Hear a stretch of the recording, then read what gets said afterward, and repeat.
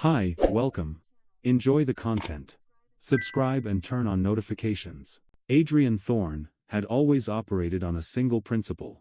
A well-managed portfolio was a predictable one. He believed the same was true of his marriage. 11 years with Genevieve had been, in his professional assessment, his greatest asset. A blue-chip investment, yielding consistent returns of comfort, stability, and a quiet, envied elegance. They had built a life together, in the manicured tranquility of Westwood Hills. A life measured in shared dreams, discussed over late-night glasses of wine. In joint decisions on everything, from the slate tiles in the foyer, to the varietals in their modest wine cellar. It had forged a bond he considered immutable, as solid as the brick of their colonial-style home. At 41, Adrian was a senior risk analyst for a prestigious Boston investment firm. His career was a monument to his ability to read patterns, to calculate probabilities, and to identify the subtle tremor that precedes a market crash. He saw the world in data points and trend lines. It was a bitter irony, then, that this very skill set began to illuminate the structural flaws in the foundation of his own life. Genevieve Thorne, 39. She was the charismatic counterpoint to his analytical reserve. As a senior publicist for a high-end fashion label, she navigated the world with an effortless grace. Her smile was a social currency that opened doors and charmed rooms. Adrian had always felt a surge of pride watching her. A beautiful, articulate woman, who was, by all accounts, his. To their circle of friends, a curated collection of finance professionals and creative executives, they were the ideal couple. Their home, the frequent setting for sophisticated dinner parties, where the conversation flowed as smoothly as the champagne. Their partnership was one of defined roles that seemed to function flawlessly. Adrian managed the finances, the investments, the long-term strategy. Genevieve managed the aesthetics, the social calendar, the beautiful tapestry of their public life. It worked. Until it didn't. The first tremor arrived on a quiet Saturday in October. The air was crisp. The scent of seasoned chicken, which Adrian was preparing for the grill, filled their spacious kitchen. Genevieve was at the granite island, chopping herbs for a side dish. Her movements precise and rhythmic. A mellow jazz playlist drifted from the built-in speakers. The atmosphere was domestic, comfortable, almost sacred in its familiarity. That was when she spoke. Her eyes fixed on the cutting board. Her tone so casual. It was almost dissonant. "You know," she said, the sound of the knife a steady thump thump thump against the wood. "I was reading a piece today about open relationships. It's fascinating, the psychology behind it. How some couples navigate that kind of honesty." She paused, sweeping the chopped parsley into a small bowl. "I think it would be interesting to even just read a book about it, to understand the perspective." Adrian stopped, the spice blend forgotten in his hands. He looked at his wife, expecting her to look up, to offer a wry smile, a laugh to signal this was just some provocative article she'd found online. But she kept her focus on her task. Her expression, as placid as ever. He forced a chuckle. A hollow sound, that did little to ease the sudden, cold knot forming in his stomach. "Open relationships? Where are you reading this stuff, Jen?" He tried to keep his voice light, but an internal alarm, the same one that screamed at him when a client's portfolio showed an anomaly, was blaring. Genevieve shrugged, finally wiping her hands on a linen towel and looking at him. Her smile was unreadable. "It's just a thought, Adrian. A different way of looking at commitment. No need to look so serious." She walked over, stood on her toes to give him a light peck on the cheek, and then pivoted the conversation, as smoothly as a seasoned diplomat. "So, I was thinking about the charity gala next month. I need to confirm our table." Adrian tried to dismiss it. He rationalized it, as nothing more than a fleeting comment. A piece of intellectual curiosity. But the words lingered for days. A low-frequency hum of discord, he couldn't tune out. And once you hear the hum, you start listening for other sounds. He started noticing things. Small data points that, in isolation, meant nothing. But together, began to form a disturbing pattern. A trend line. pointing downward. Genevieve, who had always been so casual with her phone, leaving it on the kitchen counter, or the arm of the sofa, now kept it with her. Constantly. When it buzzed, her eyes would dart to the screen with a speed that felt practiced. And she would flip it face down, before he could catch a glimpse. The screen, once a shared portal to their lives, was now a guarded, black mirror. Then came the work dinners. They had always been a part of her job, perhaps once or twice a month. But now, they were happening too. Sometimes 3 times a week. It's a huge product launch, Adrian. It's all hands on deck, she'd explain. Her voice carrying a note of weary importance, that he had, until now, always accepted as genuine. One Thursday night, Adrian suggested a spontaneous weekend trip to Vermont. A simple ritual they had cherished for years. Genevieve frowned. "Oh, I can't this weekend, darling. I'm exhausted. I think I just want a quiet one at home." An hour later, she was upstairs. She emerged wearing a silk blouse, more daring than her usual professional attire, and a scent he didn't recognize. Something darker, muskier, than her signature perfume. "A few of the VPs decided on a last-minute networking thing," she said, checking her makeup in the hall mirror. "I really have to go and show my face." Adrian watched her leave. The click of the front door echoing in the cavernous silence of their home. He sat alone in the living room, the television casting a flickering blue light on his face. But he wasn't watching. The unease he'd felt for weeks had metastasized into something heavier. A cold certainty, settling in his bones. Adrian Thorne was not a man who waited for a market to crash before divesting. His nature pushed him to act on data, not on hope. He could not ignore the signs. The next morning, after a night spent staring at the ceiling, he made a call. Not to a friend. To Robert Finch, a corporate lawyer. "Robert," Adrian said, his voice steady. "I need a recommendation. A private investigator. Someone discreet. The best." There was a pause. A weary sigh. "Adrian. I'm sorry to hear it. I'll give you Marcus Cole's number. He's a former detective. Quiet, fast, and thorough. If there's something to find, he'll find it." Marcus Cole was a man in his 50s, with the tired eyes of someone who had seen the worst of human nature. They met in a quiet, anonymous coffee shop. Adrian laid out the timeline. The change in habits, the dinners, the phone. He presented it not as a heartbroken husband, but as an analyst presenting a case study. Sticking to the observable facts. "How long do you suspect this has been going on?" Marcus asked. Adrian shook his head. "I don't know. Weeks, months. I need to know the truth." Marcus nodded slowly, closing his small notebook. "Give me 72 hours, Mr. Thorne," he said. "You'll have your answer, for better. Or for worse." Those next 3 days were the longest of Adrian's life. He went through the motions of his routine. But his mind was elsewhere. At home, he watched Genevieve. Every text she typed with a furtive smile. Every call she took by stepping out onto the patio. He felt like an operative in his own life. A stranger. Observing a woman who looked like his wife, but felt like an imposter. On the afternoon of the 3rd day, Marcus Cole called. His tone was flat. Devoid of emotion. "Adrian. We should meet in person." They met at the same coffee shop. Marcus slid a plain manila envelope across the table. It landed with a soft, definitive thud. Next to it, he placed a small USB drive. His expression was grim, with a flicker of something that might have been pity.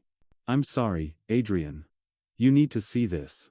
Adrian's hands felt strangely numb as he opened the clasp. The first photograph was of Genevieve, getting out of her car, in the underground garage of a sleek, glass and steel apartment building. The Seaport District.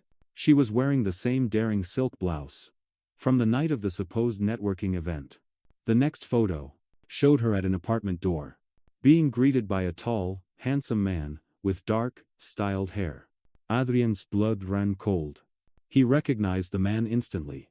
Julian Vance. A brand director for a rival luxury group. He remembered Julian's wife, a quiet woman he'd been introduced to once. The subsequent photos were a brutal, Systematic demolition of his 11-year marriage. Genevieve and Julian. Kissing in the hallway.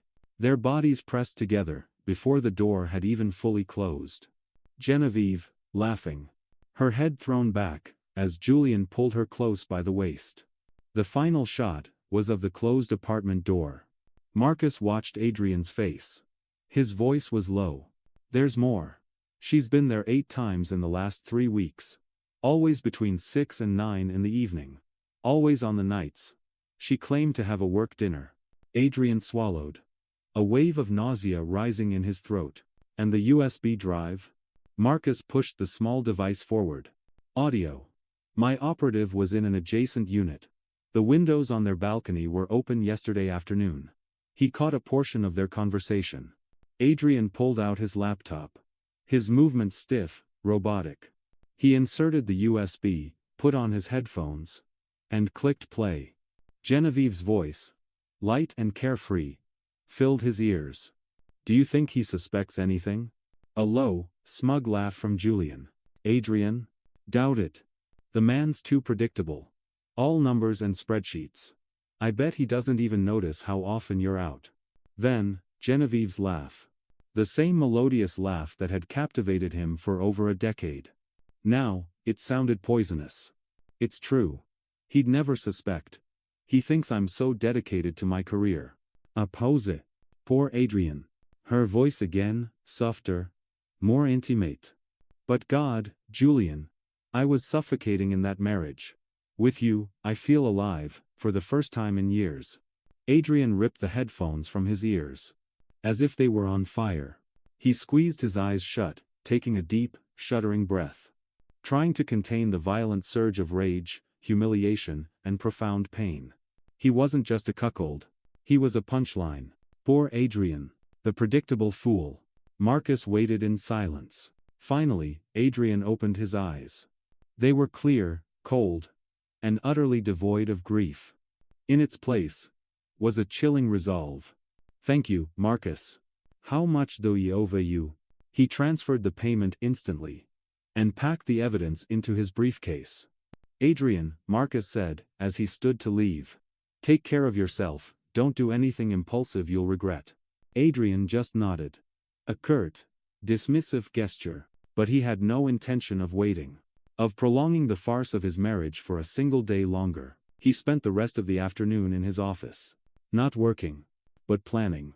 He organized his thoughts, his finances, and most importantly, his response. He was a risk analyst. And he was about to mitigate his losses. Then, he went home. To prepare for the confrontation. At 7 o'clock. Genevieve walked through the door. Her smile as radiant and practiced as ever. Hey, love. Sorry I'm late. The dinner ran longer than I expected, but it was so productive. She dropped her handbag on a chair. And headed toward the kitchen. Where Adrian sat motionless at the large wooden table. His laptop open before him. You haven't eaten? She asked, her voice bright. Want me to order something? She moved closer, but froze. When she saw the expression on his face. A mask of cold neutrality, more terrifying than any rage. Adrian? What's wrong? You look pale. He didn't answer immediately. He slowly, deliberately, turned the laptop. So the screen faced her.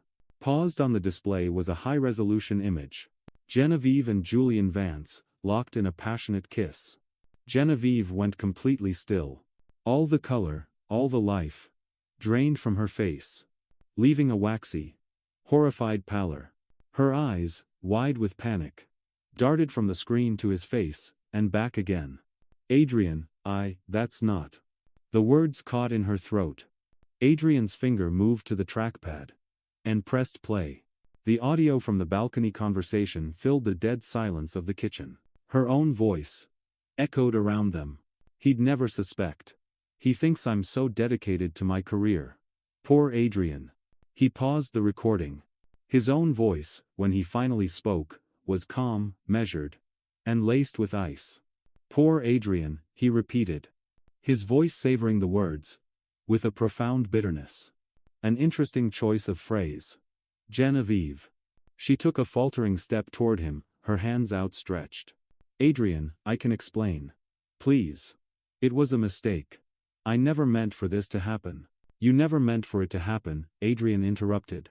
His voice rising just a fraction. 8 times, General, 8 times in the last 3 weeks that Marcus knows about. And God knows how many before that. You didn't mean for it to happen, but it happened repeatedly, while you looked me in the eye.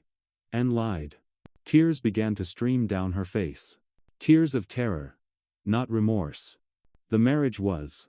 It was in a rut, Adrian. I felt trapped. I needed something else. Something to make me feel alive. Yes, I heard, Adrian finished for her. A cruel smile touching his lips. Julian makes you feel alive. And I'm just the predictable, poor Adrian who would never suspect a thing. He stood up slowly, circling the table to keep a deliberate distance between them. But you know what I find truly fascinating, Jen? That conversation we had about open relationships. It all makes sense now. What was that, exactly? An attempt to test the waters? To see if I was stupid enough to give you a guilt-free pass? To continue your affair? She shook her head frantically, sobbing. No, it wasn't like that. I was confused, I didn't know what I wanted. Adrian slammed his hand flat on the tabletop. The sharp crack made her jump. Stop lying, he roared, the control finally breaking. You weren't confused, you were cowardly. You didn't want to explore something new in our marriage. You wanted my retroactive approval for your infidelity. You wanted me to validate it, so you could keep sleeping with him without the inconvenience of guilt. Please, Adrian, she begged. I love you. I made a terrible mistake, but I love you. We can fix this. He let out a short, humorless laugh. You love me? Did you love me when you were laughing with him about how predictable I am? Did you love me when you walked into his apartment? Eager to be in another man's arms? What kind of love is that, Genevieve? She sank to her knees on the cold tile floor. Her body shaking with uncontrollable sobs. I've ruined everything. I know I've ruined everything. But please, give me one more chance. Just one chance to fix this. Adrian looked down at the woman he had spent 11 years of his life with. For a fleeting moment, a flicker of pity stirred. But then the image of her laughing with Julian flashed in his mind. And the audio of her calling him poor Adrian echoed in his ears. Any trace of compassion was extinguished. You had every chance in the world, Genevieve, he said, his voice returning to its chilling calm. 11 years of chances. And you chose to throw it all away. He picked up his briefcase. I'm staying at a hotel tonight. I have a meeting with my lawyer tomorrow morning. You'll be served with divorce papers within the week. I suggest you find your own counsel. Adrian, no. Please, don't do this, she cried, crawling a few steps toward him. He was already walking out of the kitchen. He paused at the doorway, looking back at her one last time. A stranger. In the ruins of their home. Oh, and Jen, he said, his voice flat. You underestimated me. I was never as predictable as you thought. He walked out, closing the door behind him, leaving her alone, with the echoing silence of the house. And the sound of her own sobs. Adrian spent that night in a sterile, anonymous suite, at a hotel overlooking the Boston harbor. He didn't sleep. He sat by the window, watching the distant lights. Methodically deconstructing the last 11 years of his life. Searching for the initial point of failure, the first sign of rot he had missed. But there were no easy answers. Only the cold, hard reality of the betrayal. The next morning, his meeting with Robert Finch was brutally efficient. Adrian, Robert said, Massachusetts is a no-fault state. But your evidence of infidelity is ironclad. It will give you significant leverage in the division of assets. Adrian listened intently. His mind clear and focused. He wasn't seeking revenge through the courts. He was seeking a clean, surgical separation. He was determined to protect what he had built. Within a week, as promised, Genevieve was served. Her reaction was a predictable flurry of desperate texts and voicemails. Adrian didn't listen to a single one. He blocked her number. All future communication was to go through their respective lawyers. But the divorce was only one part of the equation. A portfolio couldn't be rebalanced until all toxic assets were purged. And there was still the matter of Julian Vance.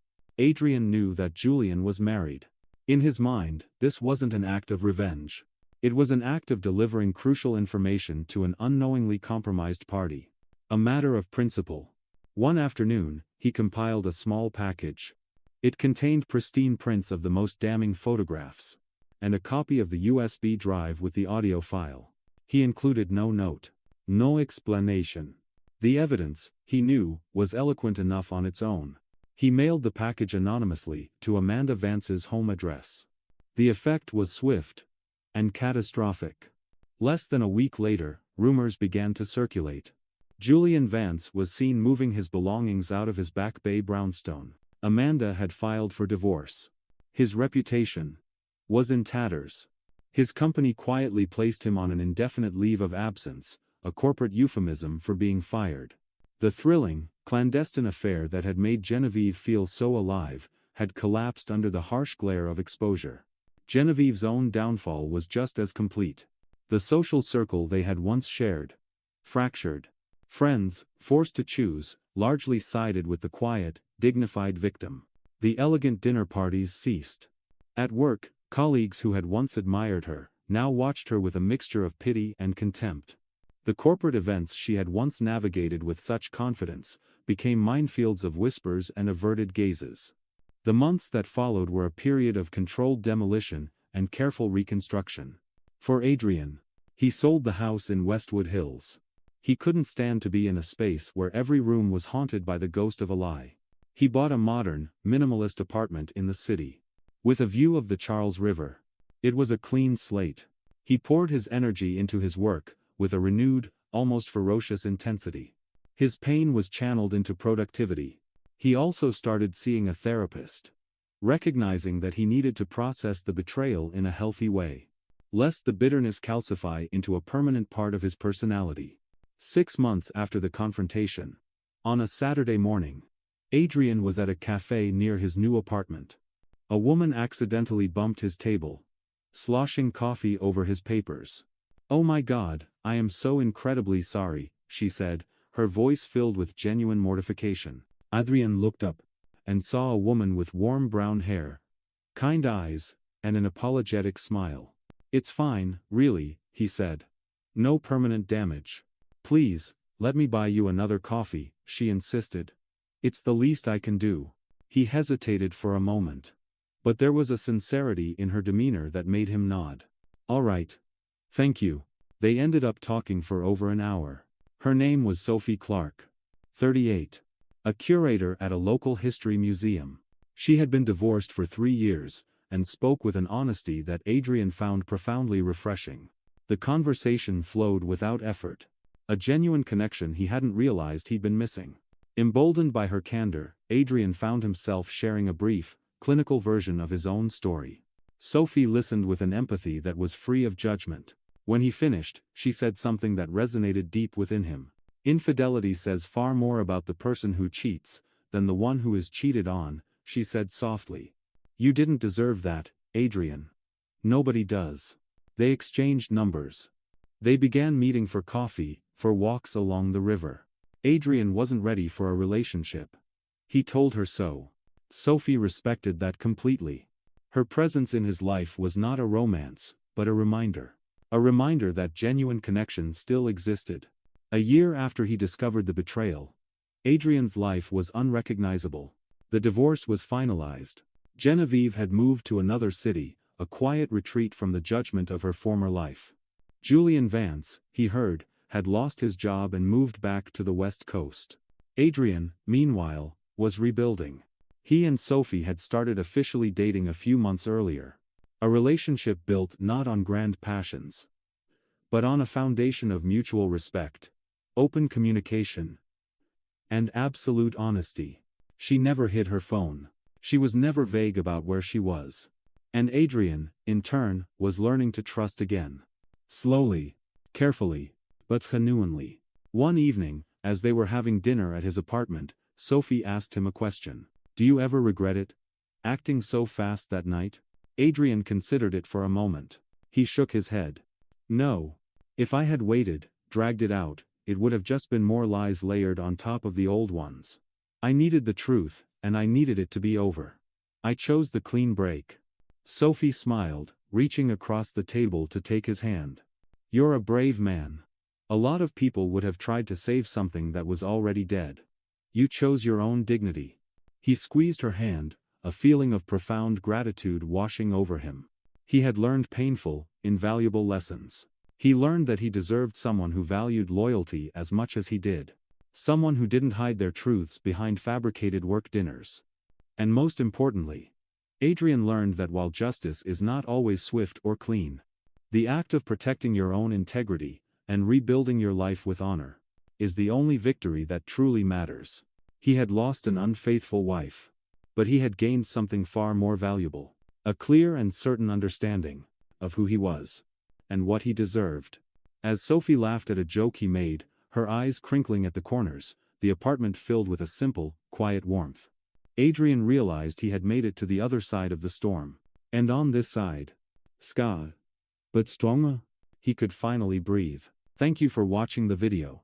If you enjoyed it, don't forget to subscribe to the channel and turn on notifications so you won't miss any updates. See you next.